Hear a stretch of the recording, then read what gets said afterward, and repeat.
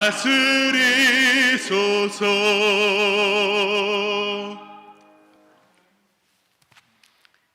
좋으신 우리 주님의 은총과 평화가 여러분과 함께 하시기를 빕니다. 오늘은 어버이 주일이면서 고백교회 창립 39주년 생일을 맞이한 날입니다. 이렇게 39년이 넘는 시간 동안 고백 공동체와 함께 해주신 하나님께 감사를 드리며, 더불어 이 시간 동안 하나님의 맡겨진 사명을 잘 감당하고 있는 모든 분들께 감사를 드립니다. 오늘 저는 더불어 이 시간을 통하여서 오늘 우리 교회가 하나님께 부여받은 사명을 잘 감당했는지 돌아보게 됩니다. 감사와 반성의 마음으로 오늘 하루를 기념했으면 좋겠다라는 생각을 갖게 됩니다. 레너드 스윗 교수가 쓴 미래의 크리스찬이라는 책에 소개된 이야기입니다. 스윗 교수는 미래에 걸려 넘어지지 않는 교회가 되도록 준비해야 된다라고 역설을 합니다. 미래에 넘지 못한, 문턱을 넘지 못하는 교회는 결코 주저앉고 말 것이다라고 이야기를 하고 있습니다. 2022년이 시작한 지도 엊그제 같은데 5월이 지나고 있습니다. 많은 사람들이 꿈을 갖고 시작을 하였지만 꿈만 준 것은 아닙니다. 어떤 이에게는 좌절과 아픔을 주었고, 어떤 이들은 실패를 경험하기도 하였습니다.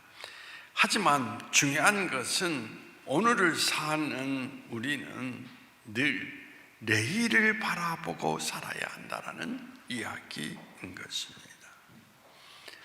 혹시 여러분의 과거가 여러분을 넘어지게 하고 있지는 않습니까?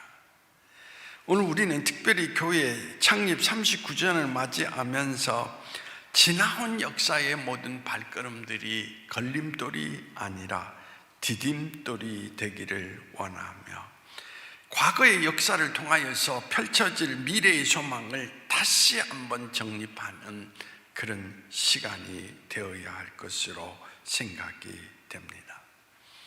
우리는 교회를 바라보면서 흔히 하는 이야기가 뭡니까? 건물에 대한 이야기, 그리고 성도수에 대한 이야기를 많이 합니다.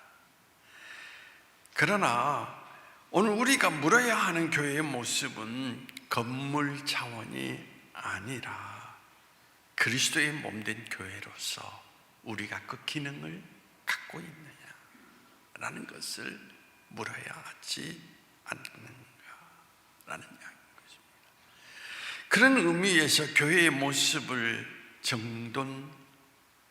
정리해보면 이렇게 말할 수 있을 것 같습니다. 모이는 교회와 흩어지는 교회. 교회의 진정한 참 모습은 오라 가라, 모이는 것과 흩어지는 것이 분명하게 드러날 때에 이루어지게 된다는 것입니다. 전체 모이는 교회가 되어야 하는 이유를 말씀드리고자 합니다. 교회의 첫 번째 진정성은 하나님께서 교회를 통해서 믿음의 공동체를 모으시고 그리스도로 머리를 삼게 하셨다라는 사실인 것입니다. 오늘 본문 11절 12절을 보면 이 모든 일은 같은 한 성령이 행하사 그의 뜻대로 각 사람에게 나누어 주시는 것이니라. 몸은 하나인데 많은 지체가 있고 몸의 지체가 많으나 한 몸인 것 같이 그리스도도 그러하니라.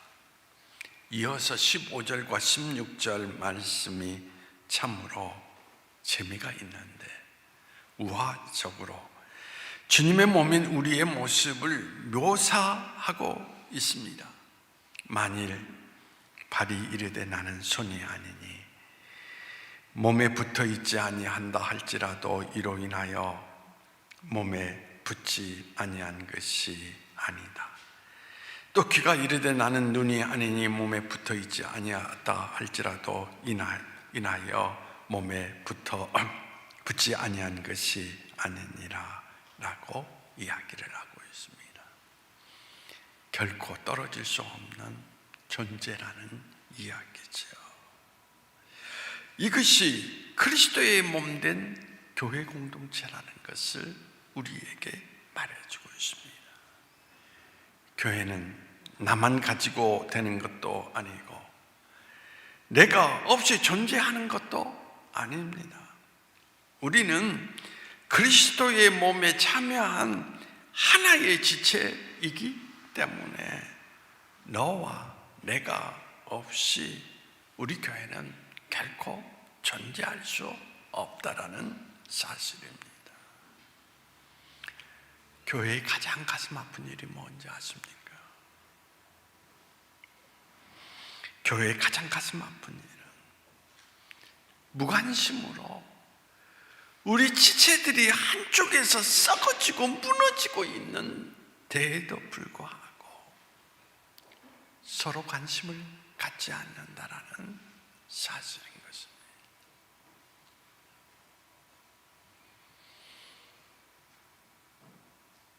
어제도 카카오톡을 보면서 한 사람이 자기의 프로필을 거기에 기록하는데 아주 심각한 모습으로 너무 아파하는 그의 모습을 읽어볼 수가 있었습니다. 눈물이 주르륵 흘렀습니다. 제가 그때 생각한 것은 우리 공동체가 그 한 사람의 아픔을 다 함께 나누어 짊어진다면 그는 용기를 내어 그 모든 것을 극복할 수가 있을 것이다 라는 이야기입니다.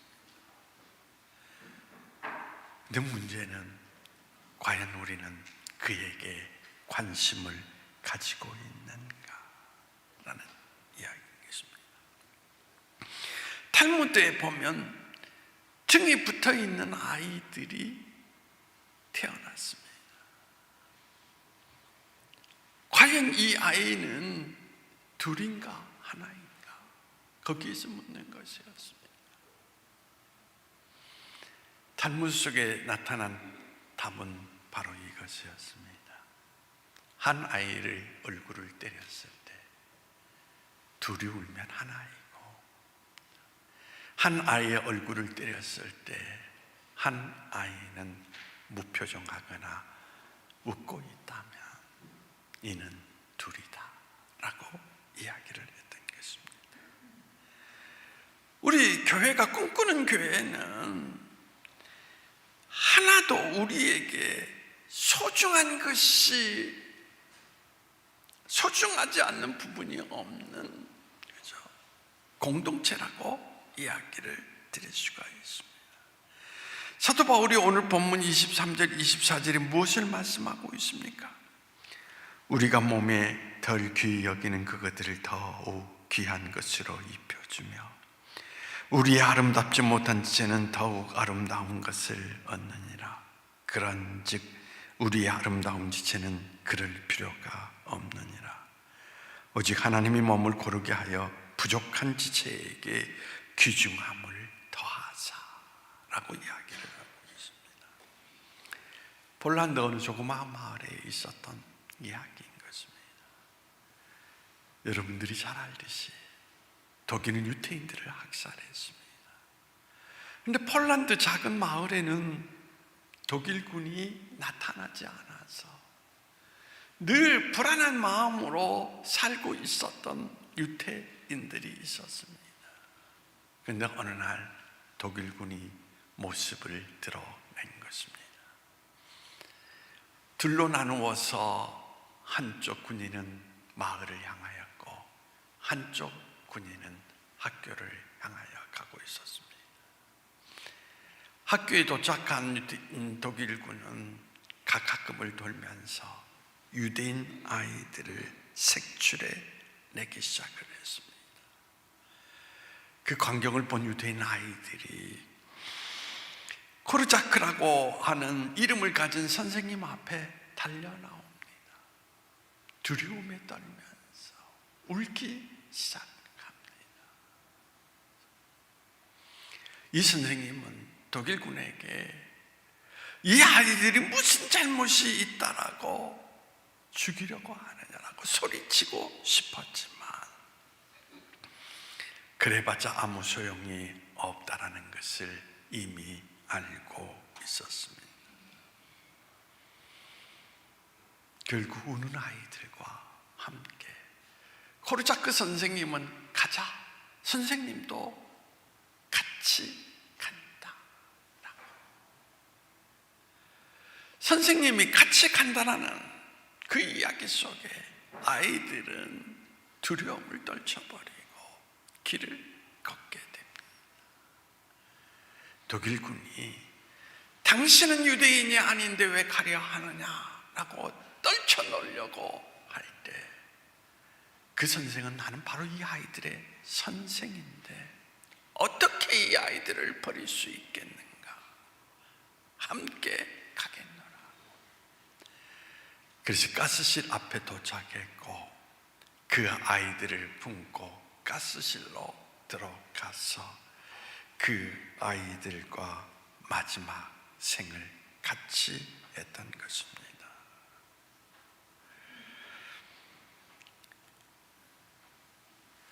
히틀러의 학살을 당한 동포들을 기념하기 위해서 예루살렘에 세운 기념관들에는 겁에 질떨고 있는 사랑하는 제자들을 두 팔로 꼭 껴안고 있는 코르자크 선생님의 동상이 세워져 있다고 합니다. 이것이 삶과 죽음을 함께 나누는 참된 공동체의 모습이라는 이야기인 것입니다. 미국 캘리포니아 가면은 레드우드라고 하는 참나무가 있습니다. 이 나무는 2000년 생이라고 이야기를 합니다. 높이는 100m, 둘레는 8m입니다. 2000년 동안 이 나무가 살아있을 수 있었던 비결이 뭘까? 학자들이 연구하면서 밑을 보았더니 뿌리를 깊게 내린 나무 뿌리들이 다른 나무의 뿌리들과 연결되어서 서로를 지탱해 주고 있었다라는 사실을 발견할 수가 있었습니다. 그런 까닭에 어떤 기상 변화에도 견딜 수가 있었던 것입니다. 신앙생활도 이와 같습니다. 자기 혼자서는 유혹과 시련에 부딪힐 때 넘어질 수밖에 없습니다. 그러나 교회라는 공동체를 통하여서 함께 살아갈 때 그리스도인은 모든 환난을 극복할 수 있다는 사실을 초대교회 공동체는 그리고 우리 교회가 지나온 역사를 통하여서 나타내지고 있는 사실들을 살펴볼 수가 있습니다. 많은 사람이 교회를 찾아옵니다. 그리고 그들은 교회에서 무엇인가 받기를 원합니다. 항상 기대만큼 충족되지 못하기에 많은 불만이 있습니다. 사실은 교회를 섬기러 오는 것이 아니라 교회에게 무언가 기대하고 나오는 사람들이 너무나 많습니다. 그래서 마음에 들지 않으면 어디론가 다른 곳으로 갈 준비를 하고 찾아옵니다. 왜 그리스도께서 우리를 한 몸으로 모으셨습니까? 25절 말씀입니다. 가운데서 분쟁이 없고 오직 여러 지체가 서로 같이 돌보게 하셨느니라. 그렇습니다. 서로 돌보는 것입니다. 여기에 교회의 본질이 있는 것입니다. 이제 39전을 맞이하여서 교회의 본질이 무엇인가를 다시 한번 되새기면서 미래의 시간 속에는 서로 한 몸이 되어서 내 몸같이 사랑하고 돌봄 속에서 공동체의 지체들이 길을 걸어가는 그런 모습이 나타나기를 바랍니다. 두 번째로, 그러나 모이는 교회로만 모든 것들이 충만한 것이 아니라는 것입니다. 모이는 교회로만은 불완전한 교회가 되는 것입니다. 모여진 교회에 하나님이 함께 하신다면 본질적으로 특성이 드러나야 되는 것입니다. 흩어지는 교회가 된다는 것은 오늘 본문 10절에 보면 성령의 은사에 대해서 이야기를 합니다. 어떤 사람에게는 능력 행함을, 어떤 사람에게는 예언을, 어떤 사람에게는 영들 분별함을, 다른 사람에게는 각종 방언 말함을, 어떤 사람에게는 방언들을 통역함을 주시나니. 그런데 이 모든 은사들이 한 성령 안에서 한 지체로 불림을 받은 공동체라는 것을 이야기하는 것입니다. 중요한 것은 왜 하나님이 이 은사를 주셨느냐라는 이야기죠. 이 은사는 섬기라고 주셨다라는 이야기인 것입니다. 저는 한때 이런 고민을 한 적이 있습니다. 고백교회가 어려움 중에 있는 교회를 살릴 수는 없을까? 교회 운영도 제대로 하지 못하는 미자립 교회를 어떻게 하면 도울 수 있을까?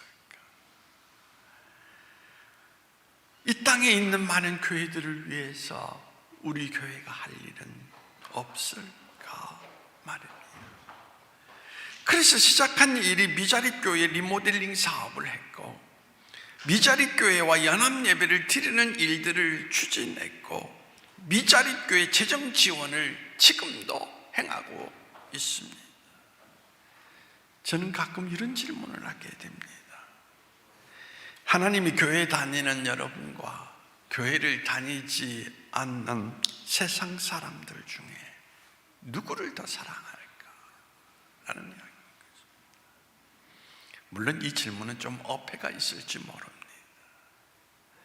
왜냐하면 하지 않는 세상 사람들에게 확실하게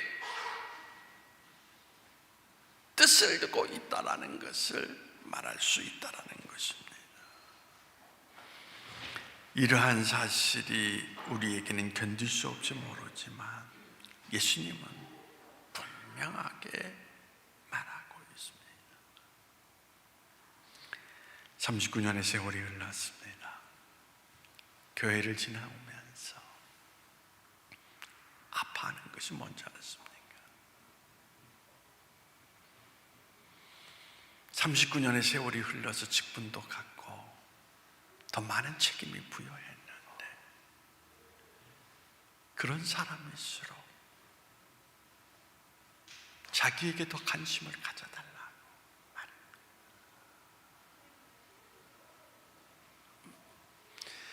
자기는 이제 성장했으니 다른 모든 이들에게 더 관심을 쏟아서 교회가 하나님의 뜻 가운데 확장되어 나갈 수 있도록 하십시오라고 말하는 사람들이 너무나 적었습니다.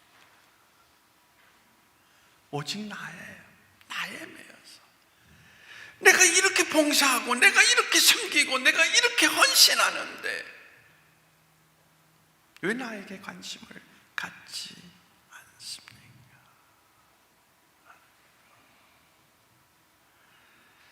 마치 어떤 사람입니까? 성경 속에 나타나는 바리새인들과 너무나 흡사한 모습을 드러내고 있다는 것입니다. 바리새인들이 늘 예수님께 하신 말씀이 뭡니까? 왜 병자나 세리나 그들에게 관심을 갖고 있느냐라는 것이었습니다. 아니, 더 나아가서 왜 그들과 함께 앉아서 식사를 하고 그들과 더불어서 친교를 나누며 살아가시느냐? 그렇죠? 말씀하고 있는 것을 찾아볼 수가 있습니다. 여기에 분명한 예수님의 대답은 누가복음 4장 18절에서 19절 이사야 말씀을 인용하면서 이렇게 이야기를 하고 있습니다. 주의 성령이 내게 임하셨으니 이는 가난한 자에게 복음을 전하게 하시려고 내게 기름을 부으시고 나를 보내사 포로된 자에게 자유를, 눈먼 자에게 다시 보게 함을 전파하며 눌린 자를 자유케 하고 주의 은혜를 전파하게 하려 함이라. 얼마나 명쾌한 사명 선언문입니까? 이 땅을 구원하러 오신 하나님께서 구원받지 못한 자들을 위해서 일하시는 것이야말로 하나도 이상할 것이 없는 일이 아닙니까? 그런데 어떻게 예수를 믿겠다고? 하나님을 믿고 있었던 이들이 예수님을 따라다니면서 이런 우매한 질문을 할 수 있습니까? 이들은 예수님을 따라다니면서 예수님의 사역보다는 예수님을 따르는 자의 공동체에만, 아니 오직 자기에게만 관심이 있었다라고 이야기를 드릴 수밖에 없습니다. 하나님께서 그리스도의 몸으로 부르신 우리에게 각자 은사를 주셨습니다. 그 은사는 한 성령에서 나온 것입니다. 은사는 우리 지체를 서로 섬기라고 주신 것입니다. 서로 섬김을 통해서 아름다운 몸을 만들고 서로 섬김을 통해서 살아있음을 느끼게 하는 것입니다. 이제 고백교회 상징처럼 된 것이 있습니다. 고백교회는 교회가 교회를 위해서 존재하는 것이 아니라 하나님이 이처럼 사랑하셨던 이 세상의 영혼과 이 지역에 있는 모든 사람들을 위해서 존재해야 한다는 사실인 것입니다.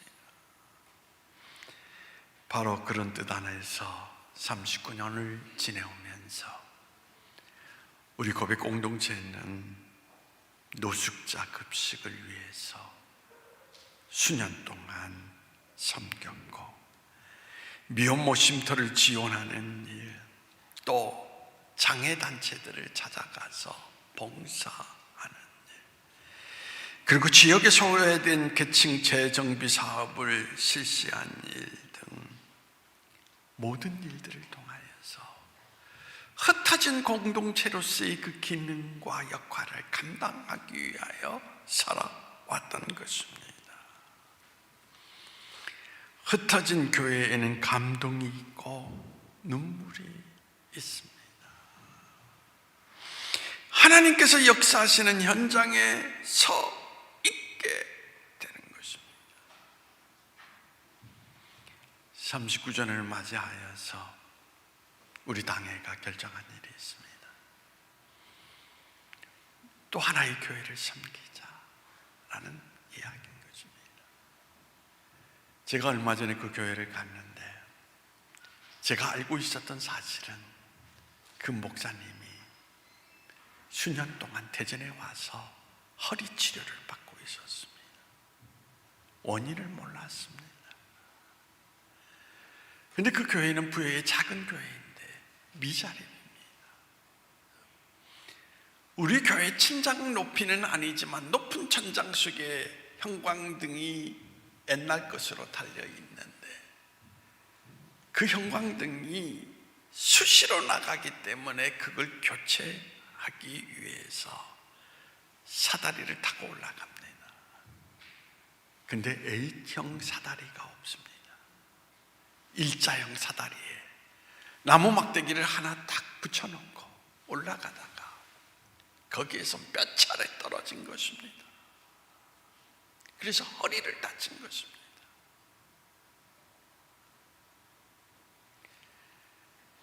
얼마나 마음이 아픈지 눈물이 납니다. 그래서 교회에 와서 당회의 이야기를 하고 우리 교회가 이제 흩어진 교회로서의 기능을 다시 활용해서 그 교회를 이루자고 결정을 하게 되었습니다. 사다리 Y자형 사다리 하나, 살 수 없는 재정적 형편 속에서 목회하고 있는 그 교회에 그 이야기를 전해 주었을 때 얼마나 기뻐하는지, 그의 모습을 바라보면서 오히려 저 자신에게 큰 감동을 받게 되었습니다. 그런데 이 이야기를 듣고 또 우리 성도 한 분이 A자형 사다리를 그 교회에 기증하겠노라고 헌신하는 모습을 바라보면서, 그래, 고백교회 성도는 살아있다. 나에만 젖어 살아가는 것이 아니라 그리스도의 마음속에서 그리스도의 뜻이 무엇인가를 생각하며 살아가는 공동체의 희망이 있다라는 것을 발견하면서 좀 더 교회됨의 모습을 이루어 가자라고 결심을 하는 순간이 있었습니다. 여러분, 이처럼 우리가 하나님의 뜻에 따라서 현장 속에 살아갈 때 그 안에서 하나님의 놀라운 비전의 세계, 희망을 바라볼 수 있게 하시는 것입니다.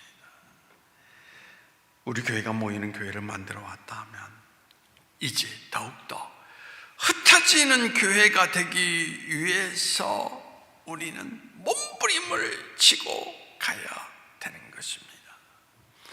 우리가 그리스도 안에서 한 지체로 불림받았다는 사실, 그리고 그 지체의 아픔을 알고 함께 하려고 흩어지도록 불림을 받았다는 사실이 오늘 우리 모두의 희망이 되기를 간절히 소망합니다. 자, 기도하시겠습니다. 하나님, 교회 39주년의 생일을 맞이하여서 지나온 시간과 앞으로 우리가 가야 될 참된 교회, 아멘.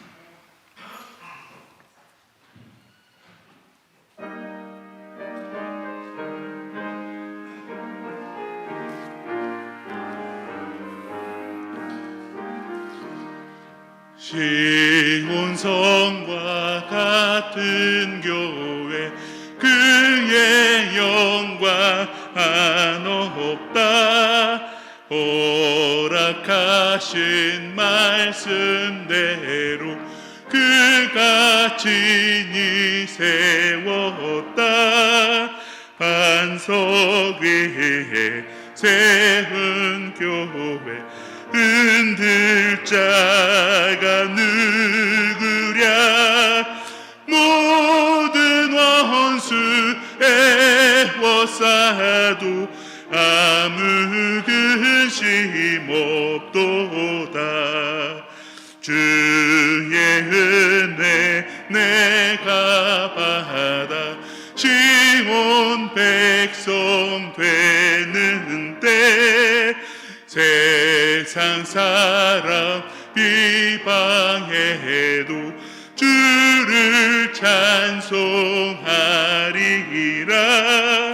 세상 헛된 모든 영광 아침 안개 같으나, 주의 자녀 받을 복을 영원 무궁하도다.